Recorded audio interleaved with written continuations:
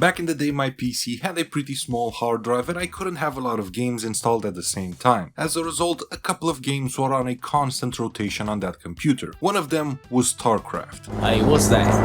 Hold on a minute a second. Steamroller! The other was Diablo 2. And finally, Heroes of Might and Magic 3. While I did play a lot of Heroes 3, I never knew what the story was. Who exactly are these cool factions? And Inferno. Why did these awesome units come together? And Inferno. And what is the motivation of these interesting heroes? And Inferno. After deciding that I wanted to dive into the world of Heroes of Might and Magic, I said of course I should start at the beginning with the first game that was developed and published by New World Computing in 1995. Heroes of Might and Magic: A Strategic Quest. In this review, we'll be looking at these aspects in order to answer one question. Is this game still worth playing? Let's see.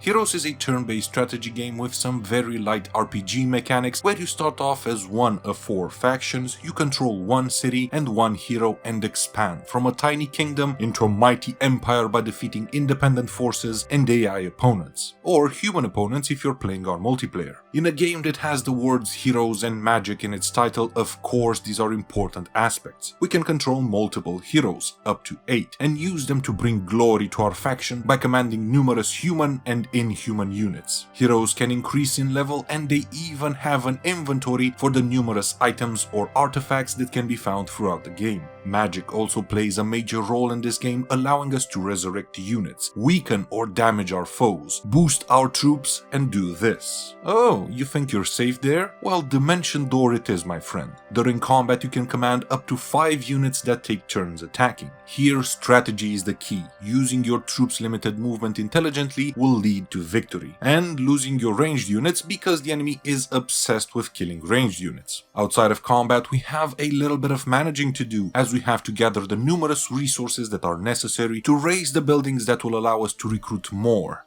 better units. While gathering resources is important, we of course have to bring home the bacon and build up piles upon piles of gold in order to build and recruit. Damn, dragons are expensive. That's kind of all there is to this game. Or is it? Yeah, that's kind of it. At least when explaining the broad basics of Heroes. I don't usually bring up graphics because I don't really care about them that much. I was impressed with beautiful graphics back in the days of Modern Warfare, and after that point I really stopped caring about pixel perfect realistic graphics. That being said, even for someone that doesn't care that much about graphics, I have to mention that this game now looks like it was drawn in paint.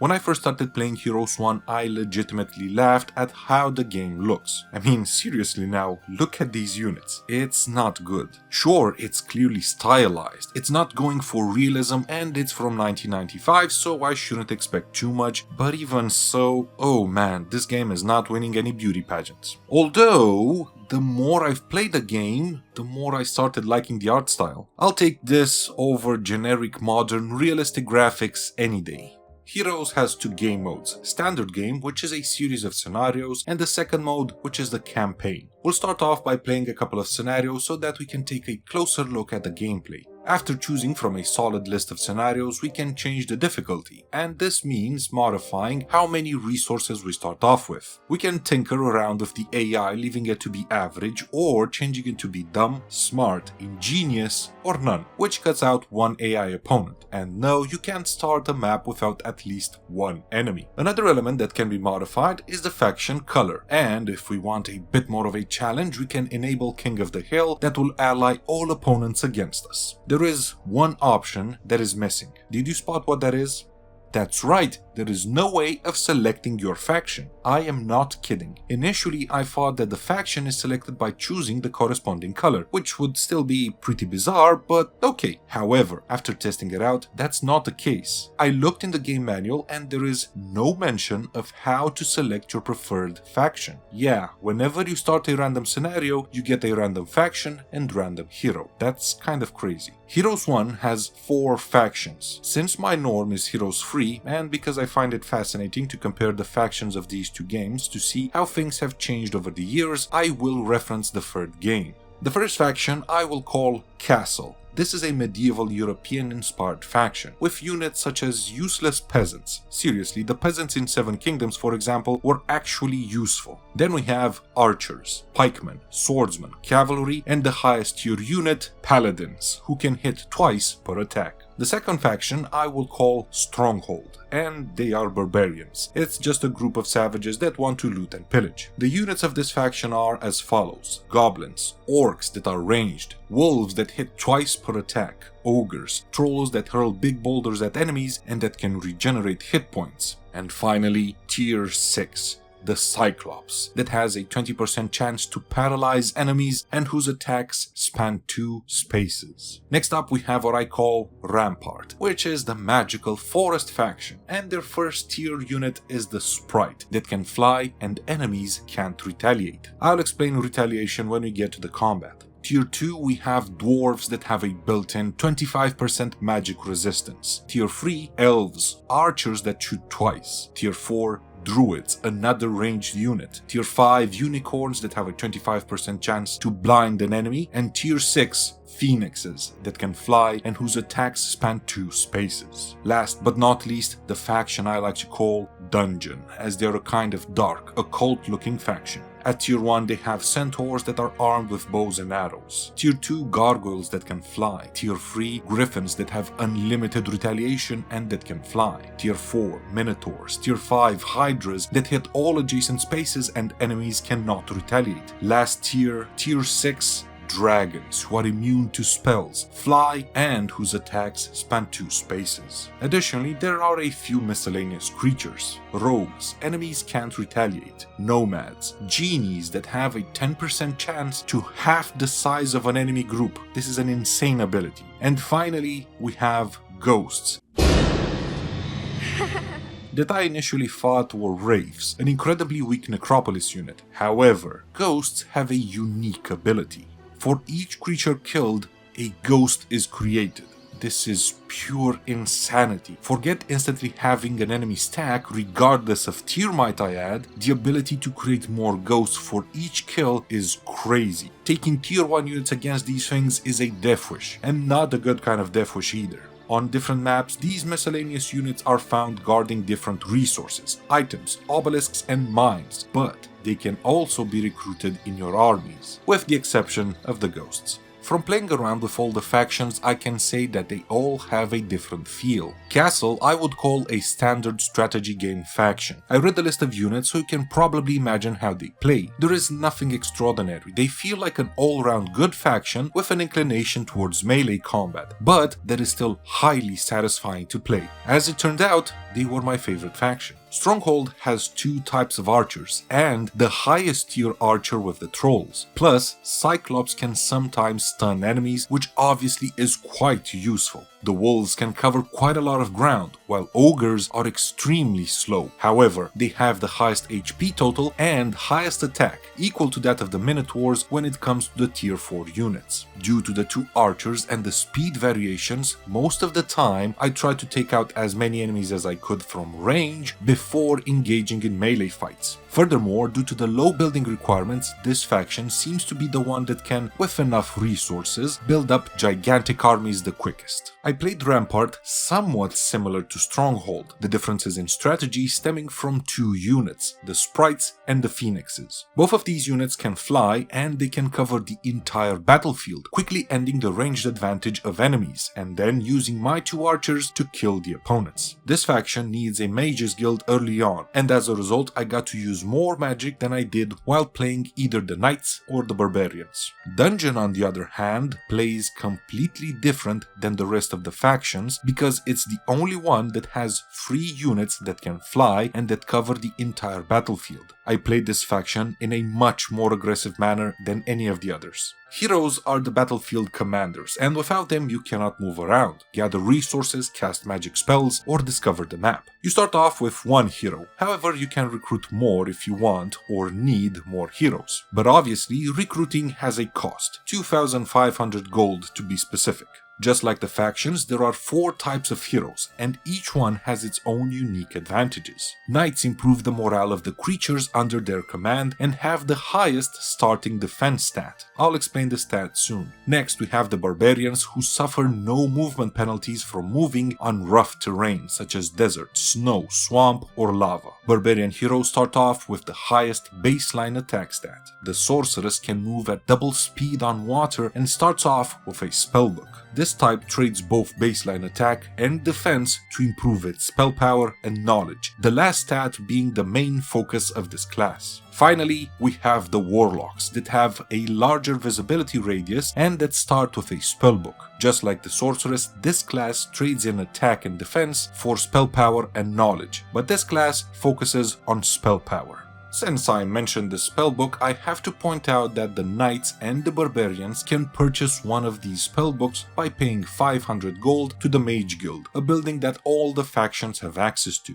As the name clearly implies, the book contains all the spells that a hero can cast, and heroes can build up quite a magical repertoire by entering in cities that have Mages Guilds built. Furthermore, this building can be upgraded to level 5, where you can get spells like Dimension Door that allows you to teleport on the map. As you can see here, there is a number after the spell's name, and this indicates how many times you can cast that spell. Well, that number is influenced by knowledge. Spell power is a multiplier for the effect of a spell, and the manual has a nice and easy to understand example. If a hero has a spell power of 3 and casts Fireball, the spell power 3 is multiplied by the spell's initial power, 10. Therefore, Fireball will consist of 30 points of power or damage. If a hero has a spell power of 3 and casts a duration spell such as Blind, the spell will last a total of 3 turns. We covered the 2 magical attributes, now let's look at the other 2. And both attack and defense boost a creature's attack and defense. Then the question must be, what do these stats do for creatures? Well, the manual says the following: attack or defense, used to determine the ability to inflict damage or sustain damage in combat. These stats seem to be modifiers on how much damage a unit deals and how much damage it can take.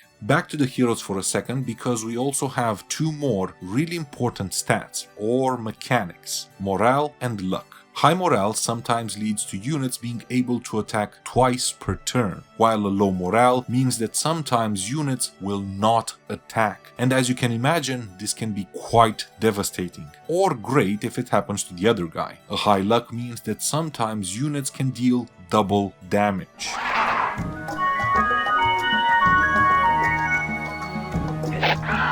Both luck and morale can be increased by artifacts that can be found throughout the map. Artifacts not only improve luck and morale, but they can also increase or decrease all the other stats. A lot of stats and all sorts of things that influence combat, so let's get to some action, shall we? Okay, so using our heroes' limited movement points, we gather gold, resources, capture mines, but then your way is blocked by some creatures, leaving you with only one option: combat. But wait, what's this? These enemies want to join our army. Welcome, welcome. Yeah, depending on how strong your army is, sometimes some creatures can join you. That being said, don't expect this to happen that often. Most of the time, confronting enemies will result in combat. Rarely some units can join your cause, but this is not a way to create a grand army. Almost the entirety of your troops you will recruit from the various buildings you construct in your castle, or castles. In this game, units stack, and the bigger the stack, the better, as this means a higher damage output. Just like the open world, the combat is turn-based, which means that units take turns attacking. The order in which units attack is determined by a unit speed attribute, and the distance a unit can cover is determined by playing the game. There is no clear statistic that shows how far a unit can go, so you just have to get used to what distance a unit can cover. It's your turn to attack. Oh, but what's this? Your unit is stuck between some obstacles. All you can do now is skip that unit's turn. Yeah, sometimes battlefields have obstacles that can change the flow of the combat and make you rethink your strategy. That being said, you can still do a couple of things, such as cast a spell, retreat if the fight is too difficult. However, you will lose all your troops and have to rehire that hero. You can also surrender, which actually means paying off the opponent so that combat doesn't happen. However, this is extremely expensive. If you choose to cast a spell, you can still move or attack with the unit whose turn it is, if it isn't stuck, that is. Let's say that it's a ranged unit's turn. It takes a shot, damages the enemy, but the enemy is still standing. What now? Another unit gets a turn to take an action. Combat in this game is akin to an attritional war. You might want to one-shot enemies and prevent them from hurting your guys, but that's rarely going to happen. Instead, you have to wither your enemy down until that unit stack hits 0. Since I used the ranged unit as an example, I might as well talk about the significant advantage ranged units have over melee units, right? Right? Well, if you prevent enemies from getting close to your ranged troops, then they have the advantage of hitting anything on the battlefield. If you fail and an enemy gets close, that results in the ranged unit being forced to melee hit the enemy that is close. I mean, you can also run, but don't run. All the archers are slow. Or skip that unit's turn and do nothing. This might actually be preferable in some cases, as you might want to avoid a retaliation attack. In addition to the one attack units have, everyone gets one retaliation attack. That means that if an enemy hits them, they hit back. If that unit survives the initial attack, obviously. If a unit retaliated once, it will no longer retaliate that turn, with some exceptions like the Griffin that has unlimited retaliation attacks. Furthermore, some units do not trigger this retaliation attack. Pixies, sprites, hydras and rogues are such units. Realistically, most of the combat is just a matter of positioning. Target prioritization, which comes after learning how dangerous each unit is, and magic. While I did play around with the magic, I found that the best spells in the game were not really the ones that outright damaged creatures, although they can be devastating, and instead the best spells were the ones that could stun enemies, weaken your opponents, and improve your troops' stats, such as Bless. There is a lot of strategy when it comes to the combat. Granted, it's not extremely complex, but it's there. Additionally, you also have a bit of RNG with the effects of luck and morale. Sometimes a double damage or one extra attack from a unit can make all the difference in the world, Mr. Freeman. To the victor go the spoils, and upon defeating the enemy, your hero gains some experience, which will eventually result in the leveling up of said hero and the improvement of some stats. Furthermore, if you best an enemy hero and they were carrying artifacts, all those goodies become yours. I mentioned that most or all your units will come from various buildings in your castles. Don't worry, both the building and the economy in this game are pretty simple. Once per day, or turn, you can raise a building such as the well, the tavern, the mages guild, and buildings that give you access to that faction's units. You build whatever you can and then recruit whatever you can. If you recruit all the units a building provides, then you're going to have to wait until next week before you can recruit troops from that building. This is because recruits are refreshed at the start of each week. Furthermore, there is a chance that for a new week there is an increased number of a specific unit, allowing you to recruit an additional 5 more of whatever creature if you already have that building. If the unit does belong to your faction but you don't have that building operational, constructing it will give you the regular number of creatures and not the increased one. Oh no.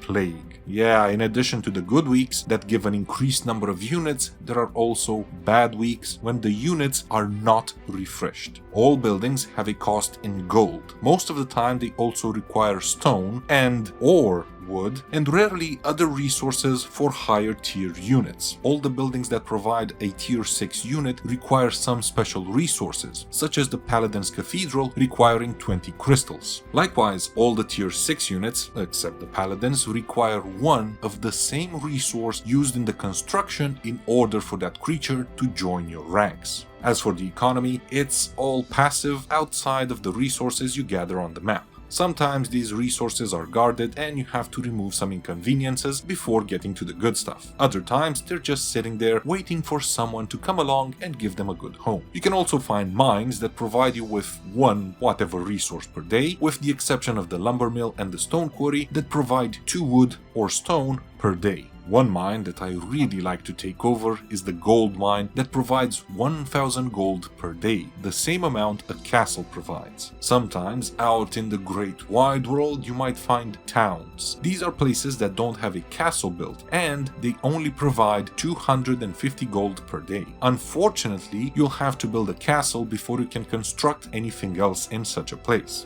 And yes, you can have castles from all the factions, and yes, you can mix and match various units. However, if you have units from multiple factions, the morale goes down. I do have to say that castles do not provide enough gold to cover the costs of recruiting all your units at the start of a new week. So you're going to have to get some extra gold however you can, or wait a couple of days until you can recruit everything. In the campaign mode, unlike the standard game, we can select a hero that is aligned with a specific faction. Our choices are Lord Ironfist, the leader of the Castle faction, the Angel of Death, and the one that makes it rain blood, Lord Slayer, the leader of the Stronghold faction, Queen Lamada, leader of the Rampart faction, and finally Lord Alamar, ruler of the dungeon. I decided to play as Lord Ironfist, and Scenario 1, the gateway, says the following. You have established a foothold in the new land. The small island is fiercely contested by 3 other factions, all vying to capture the strategic town Gateway.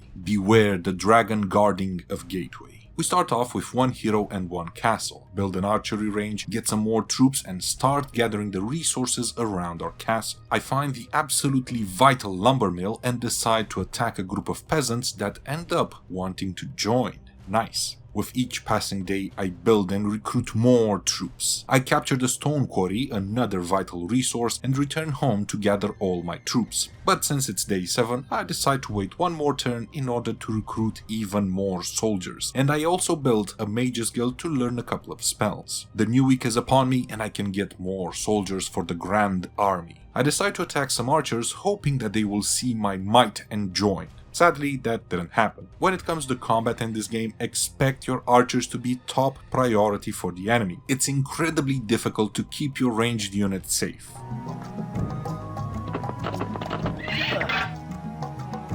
Now, I wanted to show off this cavalry move here because doing this should be your top priority. When you're fighting multiple ranged units and you can get close to them, try being next to as many enemies as possible, because doing this prevents ranged units from hitting your archers. I easily defeat the foolish archers and I am rewarded with the Thunder Mace. After clearing out some nasty goblins, there is nothing left for me to do except leave my small corner of the island, but to do that I have to fight some gargoyles. Oh, seriously, he can move again? Nice troll game. The thing is, gargoyles can fly across all the map, and if I didn't move my cavalry in front of the archers, the gargoyles would have prevented my ranged guy from being able to pick off the devilish creatures. It's an easy fight. Oh, hello. Oh, hello indeed. Yeah, as I said, sometimes obstacles can appear on the battlefield, and in this case, that bush and tree prevented me from moving my cavalry, my best unit. Great. Yeah, of course, the archers are the main priority. Ooh, what's this? A sword in the middle of a swamp? Sure, I'll take it. Oh,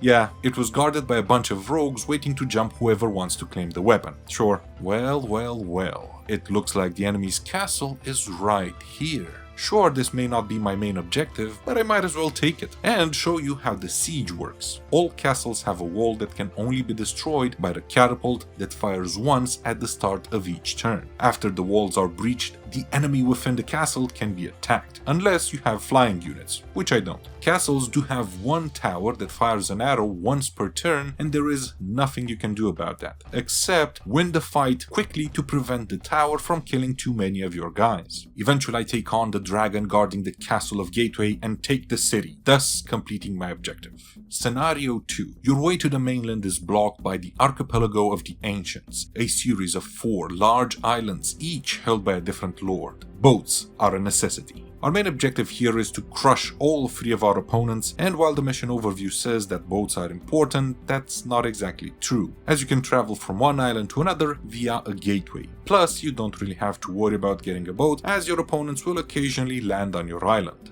One by one, the enemy falls to my sword, and eventually all that's left is one last pitiful hero. On the horizon lies a vast, unexplored, and hostile continent. Scenario 3 is quite interesting, as we now have to find a buried item called the Eye of Goros. The first lord to uncover the eye will unite the people and conquer the land, but it lies in a vast territory with only pieces of a puzzle to guide the way. This mission is pretty cool because you have to engage with a mechanic I didn't mention up until now. The puzzle. On all maps, there are some obelisks, sometimes guarded, sometimes not. Regardless, when you interact with one of these obelisks, a piece or a couple of pieces are revealed and they show part of the map. Somewhere on that map, usually in the center, there is an X, and if you go to that X and dig there, you will find the ultimate artifact. Our objective on this level is to find the ultimate artifact before the enemy does. This is awesome. And yes, you can lose this mission if you take too long. The first time I played this level, I said, you know what, I'm going to first eliminate the AI and then easily find the Holy Grail. This is what it was called in Heroes 3. So I started building up an army and I tried eliminating the AI, but at one point I got a mission failed message because the AI found the Grail before me.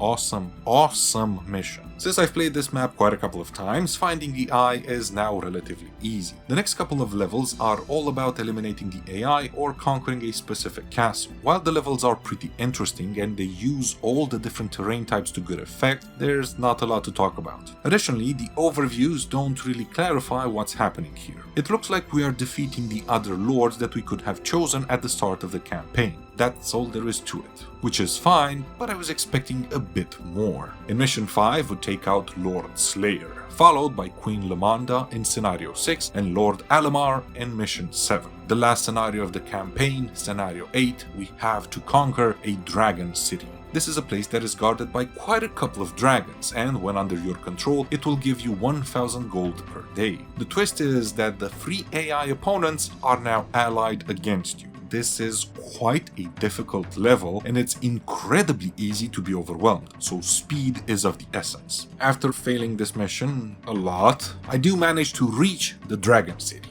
Okay, that's a lot of dragons. Yeah, I'm going to lose here. I seriously need more troops. After a couple more attempts, I now have more soldiers, so let's try it again. 1 dragon killed and I lost 3 cavalry. It might be doable. I think my paladins are my one true hope. Yeah, that's it, we've got it. Easy. And in the end, I did it. I conquered all that was to conquer. I defeated all there was to defeat, and I guess Lord Iron Fist is now High King Iron Fist. While I did enjoy the campaign, honestly, it didn't really clarify anything when it comes to the story of this game. However, if you go to the game's manual, you can discover a series of letters from Lord Iron Fist. Yes, the same Lord Iron Fist you can select in the campaign. The manual actually contains 7 pretty long letters, and as a result I decided that I will summarize them. The first missive from Lord Iron Fist has quite a reverent address to my great and munificent Lord King Ragnar from his loyal cousin Lord Iron Fist. Greetings. Iron Fist starts off by saying that it's been 30 days since he and his retainers crossed through a mysterious portal and found themselves in a strange new land. Stranded in a strange and savage land. Each day is a desperate search for a way out of the lost world. Are we back? However, before clarifying anything, Iron Fist goes into the topic of the recent assassination attempt of his cousin, King Ragnar, by the court magician Gudbert. Iron Fist tries to plead with his liege that even though Gudbert cried his name upon the torture rack, and that a letter that indicated that he is behind the conspiracy was found in the magician's room, alongside a satchel filled with coins bearing Iron Fist's mark, he had nothing to do with the attempt. I mean, just because Iron Fist loved Eowyn and Ragnar decided to marry her, even though Ragnar knew Iron Fist and Eowyn were in love, is no real reason to want Ragnar dead, right? Well, after pledging his undying loyalty, the fugitive lord mentions that this new land is different to their homeland. The sun is not like the red of our land, but rather has a strange yellow hue. It seems that objects do not fall quite as fast when dropped, and the air holds more moisture to it. We wandered for many days and found no traces of pillars marking boundaries, no rulers or any hint of kings and laws. All was wilderness, untamed and untouched by the hands of thinking beings. Of course, my dear cousin, I immediately realized that here was an opportunity to extend your realm and win for you great honors and treasures. Thus did I erect boundary markers and raised your banner to lay claim to, in your name, all the lands as far as my eyes could see. Soon after laying claim to the land, Iron Fist and his few retainers tried to go back home. However, the portal was closed. The noble decided to erect a pillar and leave this letter in case any of the men sent to arrest him, or Ragnar himself, reached this realm. The letter then closes with the following words: "Please extend as well my most humble respects to fair, gentle and lovely Queen Eowyn. Tell her that out of my loyalty to you, I think of her each morning and night, and wish her happiness at your side. Loyally, Iron Fist." Almost a month later, Iron Fist started his letter by addressing his liege as "My dear Lord King Ragnar," then reports on his effort to settle the new mysterious lands filled with resources but devoid of all those who walk upright and can speak.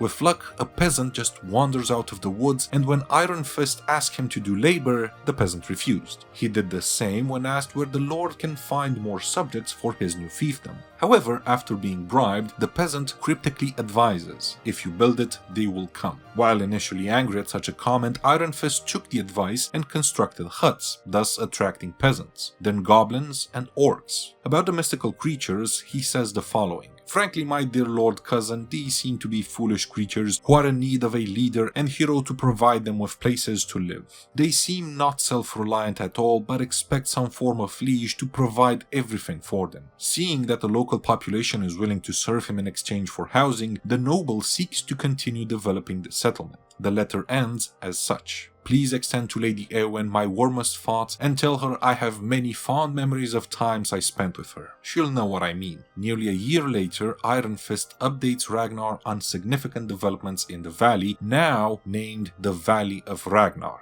Interestingly, the opening address on the letter to King Ragnar is now "Dear Cousin Ragnar." Despite the gate remaining barred and previous letters undelivered, Iron Fist writes that he has built a thriving town, including a dwelling for magic users. However, the costs are high and he requests financial support from Ragnar, reminding his king that "Your flag does not fly over this realm, cousin, without incurring some obligation in return." The Lord plans to go adventuring for additional resources and glory after the spring planting is done, and promising that any findings will honor Ragnar. As usual, the letter ends with Eowyn in mind. 2 years later, Iron Fist recounts his expedition to explore new lands, discovering rare resources and treasures, but also facing hostile creatures such as ghosts.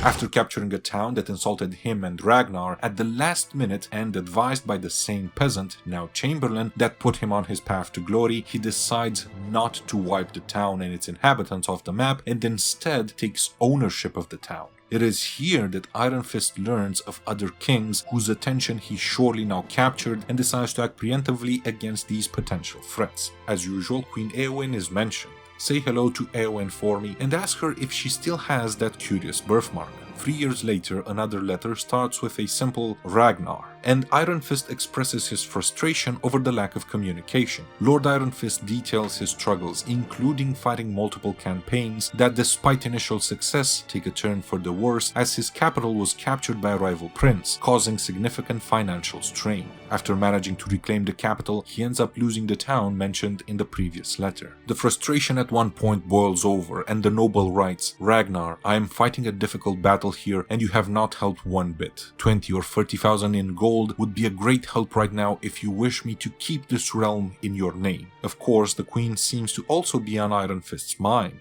By the way, do ask Eowyn about that interesting time we once had and both fondly remember as the Night of Madness. The next letter once again starts with a simple Ragnar, followed by some excruciating words. "I have survived the last 3 years, no thanks to you." Iron Fist reports having survived 3 difficult years during which his capital, now called Iron Fist Keep, was besieged twice. he invested heavily in attracting knights and paladins and strengthening his magical defenses, realizing their importance after previous near defeats. Despite forming 3 armies, a magical attack devastated his forces, leading to major losses. Iron Fist finally realizes that he neglected warlock towns, and thus employing powerful creatures such as minotaurs, hydras, and dragons, stating that, "I found that though a paladin was indeed a mighty warrior, he was, as they say, burned toast when confronting an army of dragons. I shall work hard in these areas, and then all shall tremble before me." I am curious to know, is Eowyn's breath as disgusting as I now remember it to be?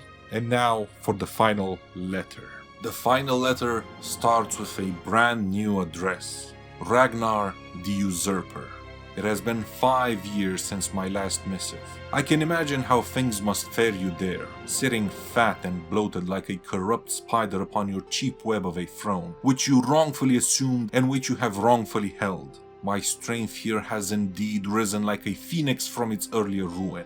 Iron Fist then explains how he managed to completely recover from the near collapse his kingdom suffered and went to fight and defeat an alliance of 3 great high kings. Significant time in the letter is dedicated to Lord Alamar, who is clearly held in high regard by Iron Fist. I fight with spells, fire and sword against the great Lord Alamar and his wizards that has already become a myth told by peasants around campfires. He was cunning. Mighty was his sword arm, great his magic, and brilliant his strategies. But they availed him for naught, for in the end I cast him down, and my only disappointment was that he was able to flee into distant realms. In this final letter, we get another possible reason for some animosity that Iron Fist might have been holding on to. Let me add here that I view it as fortunate now that the fool Goodbird failed so miserably in his attempt on your life. If the plot had succeeded, I would have been a petty lord in a petty realm, which is all you have now. Your father murdered his brother, my father, to take the throne, and you then took it from him. I was forced to flee, with but a handful of retainers into unknown lands, and here, in the realm of heroes, I have carved out an empire to which a few paltry counties pale in comparison. To those who risk all may come as the reward. This shall be the last of the letters I will post at the gate. If you hear from me again, it will be because the gate has opened, and I shall come through it, sword in hand, seeking justice. Farewell, Ragnar. Oh, but of course, Eowyn is also mentioned. P.S. If Eowyn is still with you, tell her that I have married now and am quite content. My companion has all the attributes she did not: trustworthiness, intelligence, beauty, and kindness. Beyond that, she bathes more than once a year and is not surrounded by a cloud of flies, something I find to be most refreshing after having known Eowyn. While in the campaign there is a bit of story, the majority of the game's narrative comes from the manual, and I have to say that I like the story. It's not groundbreaking, but it is fun, and it sets the stage for the events that are to come, namely the rise of Lord Iron Fist. I particularly love the way that the letters become more belligerent as time progresses and as the power of Iron Fist grows. While reading the letter and observing the gradual change of tone, I was honestly expecting that the final letter will include an outright admission that Iron Fist was indeed implicated in the assassination attempt, but that doesn't happen. Clearly, Iron Fist held an extremely deep grudge against Ragnar, but he never says that he was behind the conspiracy. Furthermore, the constant insinuations aimed at Eowyn that end with that amusing bathing part constantly made me laugh. In regards to Immersion, I have to say the same thing I said about Seven Kingdoms. This genre is not extremely well built to create immersion, especially back in the day, and yet I still found myself invested in my kingdom,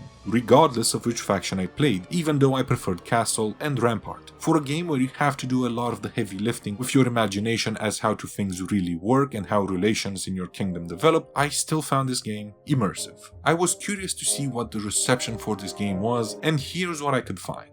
Mac Home, February 1997. Heroes of Might and Magic is the most complicated turn-based strategy I've seen. Even though it's occasionally fun, I'm not impressed that much. The entire game has this weird, fake feel about it that defies common sense. First off, gameplay is unrealistic and frequently frustrating. When you attack a castle, you're supplied with a catapult and the defenders are assigned a ballista. Neither side has control over these weapons, and they automatically fire each turn, regardless of your intentions. Castles are not major advantages and can even act as a cage for the home team while they're being peppered to death by enemy archers. So what's to praise? Well, the maps are detailed and interesting, filled with all kinds of treasures, mines, towns, lighthouses, and artifacts. Heroes can hire a wide variety of amusing creatures, including hydras, paladins, cyclops, druids, and genies. All in all, Heroes of Might and Magic is a fairly detailed game that is kind of fun, but that small bit of entertainment isn't worth the frustration and boredom. Computer Gaming World, December 1995. This wonderful game from New World Computing is a great wargaming strategy hybrid with elements of role-playing as well. In Heroes of Might and Magic, you begin with control of one castle and a hero. As you gain wealth, you can upgrade your castle, raise great armies, recruit spellcasting wizards and warlike fighters, and wage war on your three rivals. As you send your heroes out to explore the world, they find mines and towns to add to your kingdom's production, discover artifacts, and gain experience by fighting monsters and rival heroes. The goal though is to conquer the world and vanish the 3 other warlords in the realm. This game supports multiple players by hotseat, modem, or network play, which is good since this game isn't nearly as fun when played alone. You can choose to play either a long campaign or single scenarios. The graphics are beautiful and the worlds you explore are all extensive and blacked out, waiting for discovery. This is that rare hybrid game that will appeal to first-time gamers and veterans alike.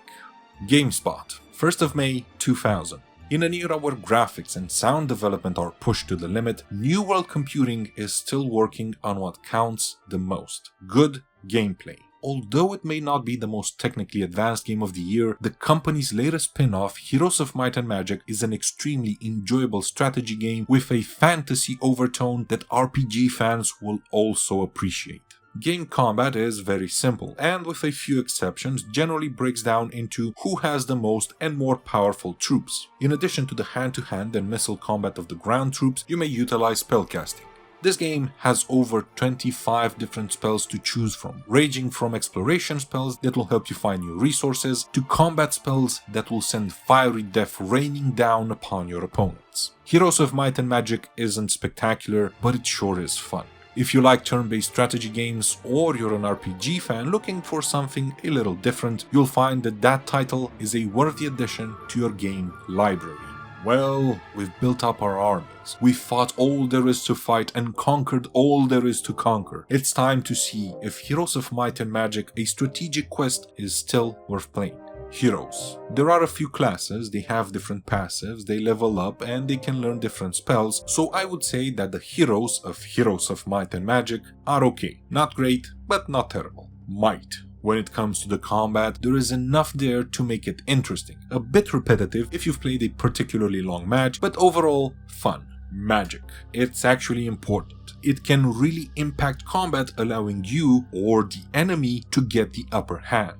Economy. Compared to some modern games, it might look simple, and it is. That being said, there are some decisions to be made, primarily in what troops to recruit and what buildings to raise in order to unlock new units. I would say that overall, it's acceptable. Immersion. It's okay, it's as immersive as a turn-based strategy game can be. Factions. There might not be a huge number of units, or factions for that matter, however, the choices we have are surprisingly good and they feel quite different from one another. Additionally, I found that different factions have different strengths and subsequent different strategies. So I would say good. Story. It's not the greatest thing imaginable in the game, but the letters in the manual are pretty good. The slowly menacing tone that manifests as you go through the letters, plus the funny comments about Queen Eowyn, really make the story stand out, so I'll say that it's good enough. That being said, I think that Heroes of Might and Magic, a strategic quest, is still worth playing.